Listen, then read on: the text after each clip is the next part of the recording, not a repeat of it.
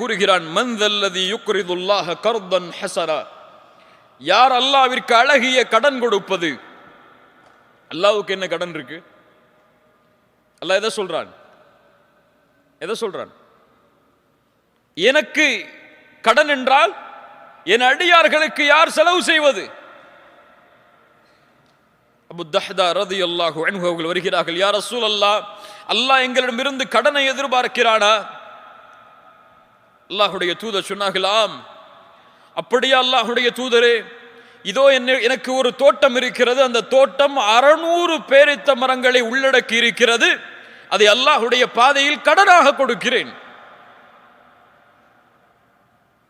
அங்க இல்ல சிறப்பு, அதைவிட சிறப்பு என்ன தெரியுமா? அந்த 600 பேரித்த மரங்கள் இருக்கக்கூடிய அந்த தோட்டத்தில் தான் அபூ தஹ்தாவுடைய வீடு இருக்கு. 600 பேரித்த மரங்கள் உள்ள அந்த தோட்டம் அல்லாஹ்வுடைய பாதையில் கொடுக்கப்பட்டால் எதுவும் கொடுக்கப்பட்டது, வீடும்.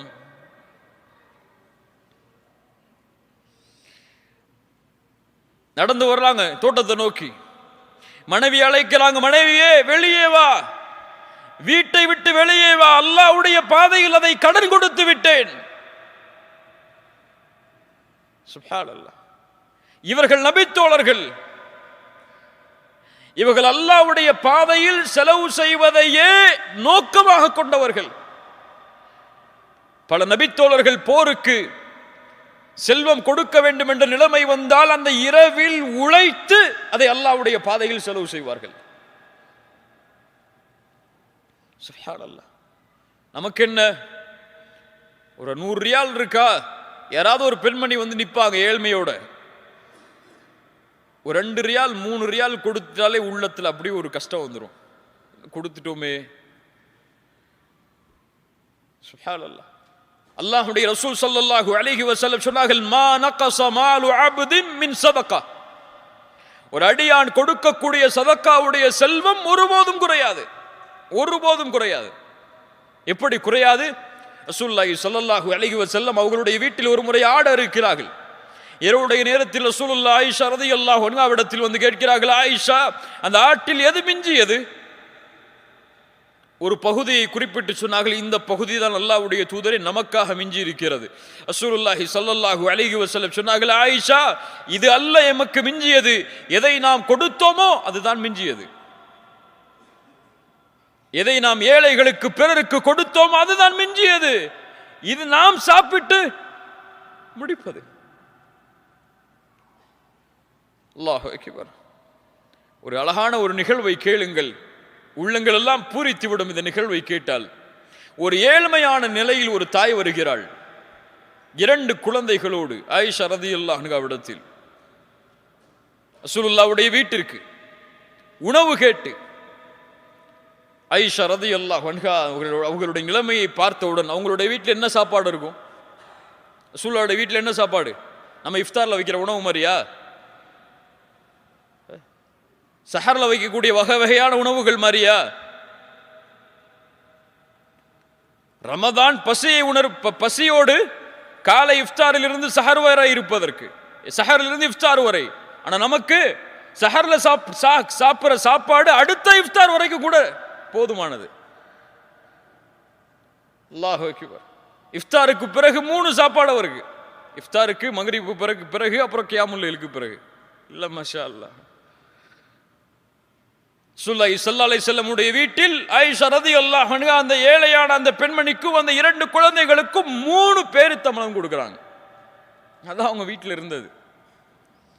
அந்த பெண்மணி பசியோடு இருந்த தங்களுடைய 2 பிள்ளைகளுக்கு, ஒரு பிள்ளைக்கு 1 பேரித்தம்பழம், இன்னொரு பிள்ளைக்கு 1 பேரித்தம்பழம், இன்னொன்று தனக்கு.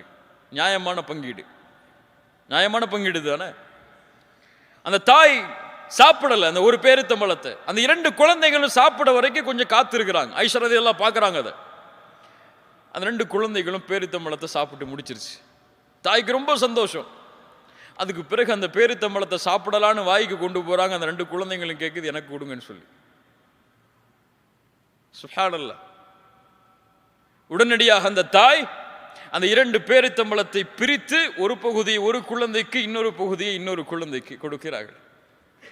ஆயிஷா ரலியல்லாஹு அன்ஹா சொல்கிறார்கள், ஃபஅஜபனி ஷஅனுஹா, அந்த பெண் செய்த அந்த செயல் என்னை ஆச்சரியப்படுத்தியது. சுப்ஹானல்லாஹ். ரசூலுல்லாஹி ஸல்லல்லாஹு அலைஹி வஸல்லம் வந்தவுடன் அதை நான் அறிவித்தேன். அல்லாஹ்வுடைய ரசூல் சொன்னார்கள், இன்னல்லாஹ கத் அவ்ஜப லஹா பிஹல் ஜன்னஹ் அவ் அஅதகஹா பிஹா மினன் நார். அல்லாஹ் இதனால் அந்த பெண்ணுக்கு சொர்க்கத்தை கடமையாக்கினான் அல்லது நரகத்திலிருந்து அல்லாஹ் விடுதலை அளித்தான். கொஞ்சம் யோசிங்க. தன்னுடைய குழந்தையின் பசியை ஆற்றியதற்காக அந்த பெண்ணை கண்டு ஆயிஷா ரலியல்லாஹு அன்ஹா சொல்கிறார்கள், அவர்களை கண்டு நான் ஆச்சரியப்பட்டேன். ரசூலுல்லாஹ்விடத்தில் தெரிவித்தேன், இந்த செயலுக்காக சொர்க்கம் கடமையாக்கப்பட்டது அந்த பெண்ணுக்கு. நமக்கு சதக்கா கொடுத்தா சொர்க்கம் கிடைக்குமான்னு இன்ன வரைக்கும் தெரியாது. ஒரு ஏழைக்கு 2 திர்ஹம் கொடுத்தா அல்லாஹ் எனக்கு சொர்க்கத்தை கொடுப்பான்னு யோசிச்சிருக்கோமா என்னைக்காது? சுப்ஹானல்லாஹ். சொர்க்கம் தொழுதால் மட்டும் கிடையாது, ஜக்காத்து கொடுத்தால் மட்டும் கிடையாது, ஹஜ் செய்தால் மட்டும் கிடையாது, வார வாரம் உம்ராக்கு போயிட்டு வந்தா மட்டும் கிடையாது.